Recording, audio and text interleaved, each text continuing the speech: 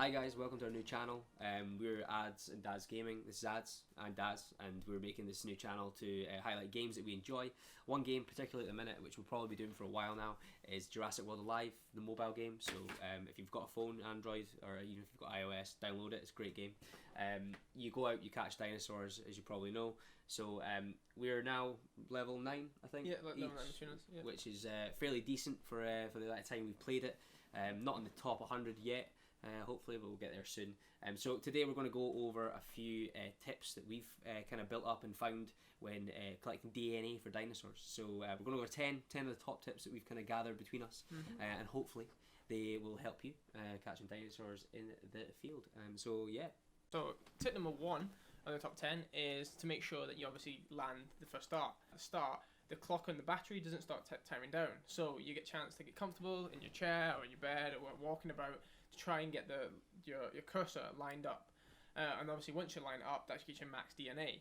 So tip 2, which we'll go over, which is a kind of minor one, but it's still important.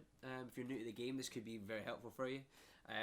When using the phone, when catching DNA, so if you had a phone like this, don't put your thumb in the middle of the screen. It's very tempting to do that in the beginning because that's where the actual drone is shooting, but you want to move it just below. And use that so you can see where the actual dart's going to go rather than it go behind your thumb and you don't know if you've hit the middle target or not. Fairly simple, fairly basic, but I think one that we both did at the start. So, yeah. Just always get my finger the wrong way, and then when I used to fire it, I used to struggle to get my finger back in position for my second dart, and it was just a pain in the backside. So, third tip on Jurassic World Live is do take your time, don't rush it. Slow down, it's not a massive rush. If you miss it, obviously the dinosaurs come around. The game's fantastic, you play it for ages, you will see the dinosaur again. One tip is to say, the longer you have your cursor held over your phone, the larger the circle gets. Take your time, let this cursor get a wee bit bigger, but obviously don't hold it for too long because obviously then you can't land that many darts. Yeah, I think from my experience as well, just when we were playing, is it's better to kind of land more semi-accurate darts than less perfect darts. Okay, so point 4, the longer you take, and this is quite a good tip that I never noticed till a while in the game, but the longer you take to actually hit the your DNA your dart into the actual circle for the DNA, the circle actually gets a little bit wider and wider and wider. It will get to a point where it doesn't get anywhere. It can't just be huge on the screen and you can't miss.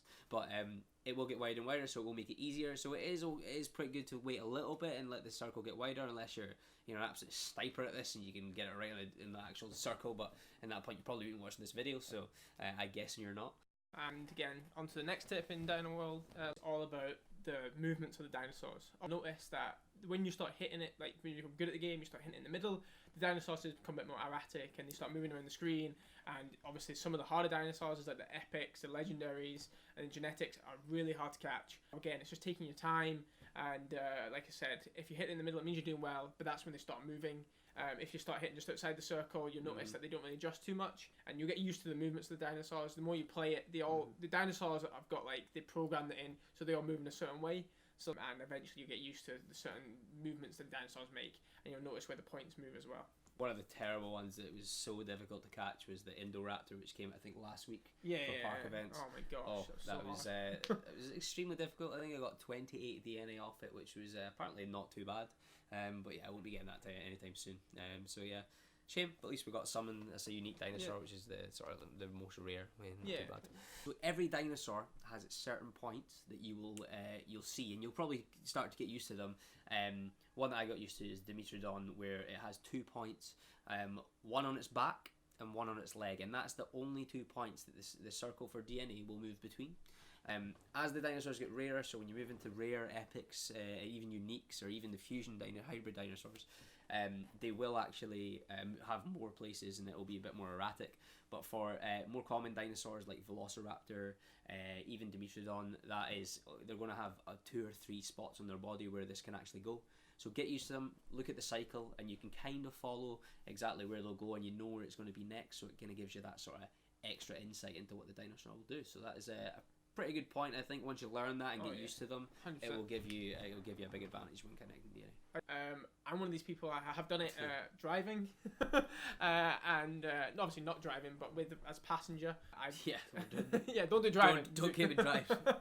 Whatever video. That's a Don't bad go and idea. drive. You let That it crash is your car. First and, video of the channel, and we're already shut down because Adam's decided to tell everyone the legal movements. No, he doesn't. He's in passenger. Usually I'm driving, go to the shop, something like that. And yeah, he's catching dinosaurs, and I have to miss out, unfortunately. For me, obviously, that's probably the hardest times because obviously you're moving about with the car, or if you even when you're walking around the streets, obviously watch where you're going. You don't want to bang into a lamppost; that'd be disastrous. Steady is obviously, making sure you obviously keep still, and obviously that gives you the best opportunity. It's really, I'm kind of doing the simple tips here, the more advanced level, I suppose. But turn the brightness up on your phone. Like, literally is one of the most common things. But if you're playing in a bright day, like, turn up the brightness on your phone, a lot easier to see. And what you'll notice on the actual phone, when the dinosaurs go behind buildings, they do get dimmer, and so does the circle. So by having that brightness up, you can see it a lot easier. It makes it a lot easier to kind of shoot the DNA. So yeah, do it. So for the final tip, minus our bonus tip, which we're going to do at the end as well. Yeah. But that's just because we can't count. Every time you land in the center of a DNA circle on a dinosaur, what you'll find is the dinosaur will change direction. It will speed up, sometimes even do both. It will do it on the first hit, or it might do it on the second hit in the center of a circle. So be prepared, really, for that. You have to lead your shot, so you can't just aim for the circle anymore. You've probably realised this, but it's quite good.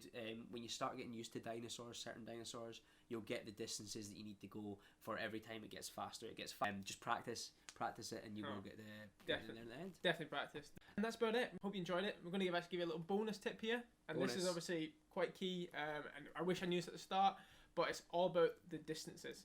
And yardages and how you work to get the full battery. And you'll notice this is very key from the start. It doesn't matter how close you get in terms of 50 and 0. That is your main battery. This is in yards, because I know you get it in meters. Meters, well. yeah. Is it yards? Yards. Okay, I believe you. But like I said, so if you want to get full battery, as long as you're between 50 and 0, you will get the full battery. So don't worry, don't panic. You don't need to jump in your neighbour's back garden or jump in a lake to get that extra little distance. 50 yards. Been there. Okay, guys. Thanks very much for watching. If you enjoyed the video and think it was helpful, then give us a thumbs up. Subscribe to the channel. It really does help. We're obviously trying to start a channel for Jurassic World Alive here, and other games, which is great. And if you did like it and want to see more content, write down in the comments below if you think we could do anything different. If you want to see any different types of videos, for example, something in particular, we will try our best. So thanks for watching. For me, Darren. Me, Adam. See you on the flip side.